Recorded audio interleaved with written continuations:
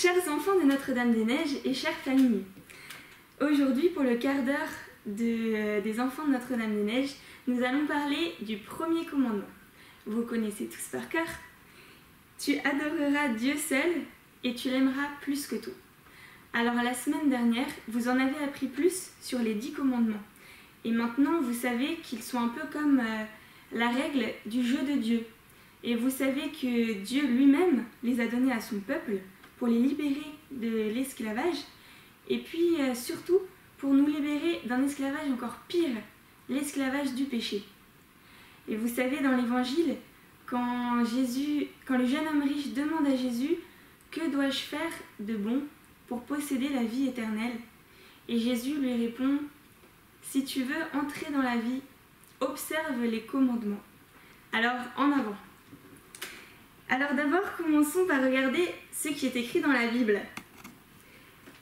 Dans le livre du Deutéronome, au chapitre 6, il est écrit « Écoute Israël, le Seigneur ton Dieu est l'unique. Tu aimeras le Seigneur ton Dieu de tout ton cœur, de toute ton âme et de toute ta force. » La première règle du jeu nous dit donc qu'il y a un seul Dieu et que Dieu est plus important que tout. Dieu est plus important que la richesse, Dieu est plus important que les célébrités et Dieu est même plus important que toi-même. C'est Dieu qui t'a créé, c'est Dieu qui t'a donné la vie et il est ton bonheur, il est ta joie. On lit aussi dans l'évangile de Saint Luc, au chapitre 16. Nul ne peut servir deux maîtres. Ou bien il aimera l'un et haïra l'autre, ou bien il s'attachera à l'un et méprisera l'autre.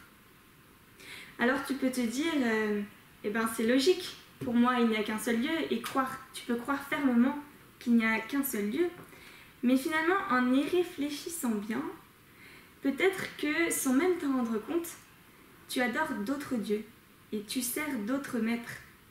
Par exemple la télé, les jeux vidéo, le sport, les habits, la mode, que tu aimes beaucoup, tellement que tu as du mal à t'en détacher et même qui prennent la première place dans ta journée avant Jésus. Alors, est-ce que tous ces faux dieux, finalement, te rendent vraiment heureux et libre? Ben non. Et ils s'opposent à Dieu, qui lui veut vraiment que tu sois heureux, qui t'aime et qui veut ton vrai bonheur et ta vraie liberté. Alors regardons maintenant ce que nous dit le catéchisme de l'Église catholique.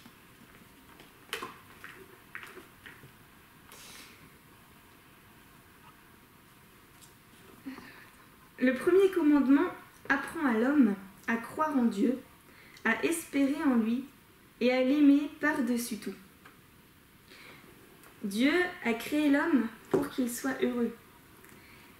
Et Dieu aime l'homme et Dieu a mis dans le cœur de l'homme le désir d'aimer Dieu.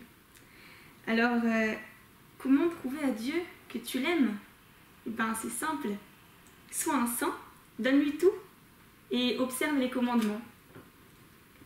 Alors maintenant, comment faire, toi, tous les jours, pour vivre à fond le premier commandement, la première règle du jeu de Dieu? Alors d'abord réfléchis, comment est-ce que tu peux faire pour que Dieu soit à la première place dans ton cœur? Tu peux lui donner la première place dans ta chambre, en mettant une image ou une croix, une icône. Tu peux lui donner la première place dans ta journée, en faisant le signe de croix dès que tu te lèves et en priant comme ces petits enfants au pied de ton lit, même avant de t'habiller, la toute première chose. Tu peux aussi prier avant les repas, faire ton bénédicité, dire tes grâces. Ensuite, comment donner à Dieu la première place dans tes ambitions, dans tes projets? Est-ce que tu veux être un grand saint ou est-ce que tu veux être un célèbre joueur de foot? Après, méfie-toi des idoles des faux dieux qui se cachent partout. Et pour ça, tu peux particulièrement écouter tes parents. Parfois, ils sont très éveillés, ils peuvent t'aider. Pense aussi que tu as besoin de carburant spirituel. C'est un peu comme l'oxygène de ton âme. Tu vois, si tu arrêtes de respirer, tu vas suffoquer, puis tu vas mourir. Et bien, si tu arrêtes de prier, c'est la même chose pour ton âme. Elle va mourir à petit feu. Alors, pense particulièrement à ton effort de ce mois-ci, de bien penser à réciter ta dizaine de chapelets. Et puis, demande à Dieu de t'apprendre à l'aimer beaucoup, et toujours plus. Dans le tabernacle, Jésus, tu ne le vois pas, et tu ne l'entends pas. Et pourtant, il est vraiment là. Jésus est vraiment là, au Saint-Sacrement, dans le tabernacle. Alors, va passer du temps avec lui. Tu peux lui dire aussi de temps en temps, « Seigneur Jésus, je vais t'aimer sans cesse, de plus en plus. » Et il t'exaucera. Alors, tous les saints ont vécu le premier commandement à la perfection. Et c'est pour ça qu'ils sont saints. Alors, par exemple, le bienheureux Charles de Foucauld en a été vraiment un très beau modèle. Alors, il est né en 1855. Il a été baptisé et éduqué dans une famille chrétienne. Mais à 16 ans, malheureusement, il n'a plus la foi.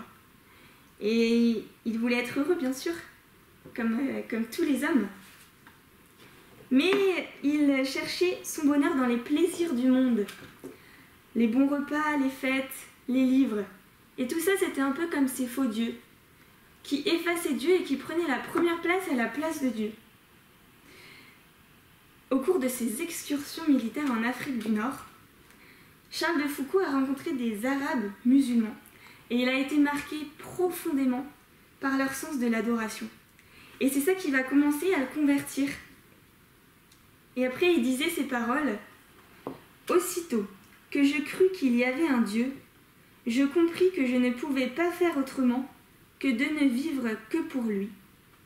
L'Évangile me montra que le premier commandement est d'aimer Dieu de tout son cœur.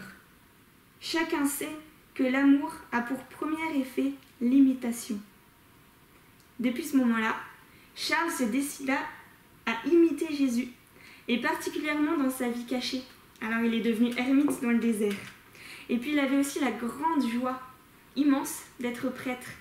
Et c'était pour lui un grand bonheur de célébrer la messe, d'adorer, de pouvoir offrir l'Eucharistie pour que le peuple qui l'entourait découvre le vrai Dieu. Et il est mort assassiné le 1er décembre 1916. Alors maintenant que tu en sais plus sur le premier commandement, c'est à toi de jouer. Si tu mets tout ton cœur pour le vivre à fond, tu deviendras toi aussi un grand saint. Alors on va demander à Notre-Dame-des-Neiges qu'elle nous donne beaucoup de courage pour cela et qu'elle bénisse bien nos familles. Et pour terminer, on peut réciter ensemble la prière que l'ange a appris aux 3 petits-enfants de Fatima. Mon Dieu, je crois, j'adore, j'espère et je vous aime. Et je vous demande pardon pour ceux qui ne croient pas, qui n'adorent pas, qui n'espèrent pas et qui ne vous aiment pas. Alors, il me reste à vous dire à très bientôt. Et n'oubliez jamais, le premier et le plus grand de tous les commandements.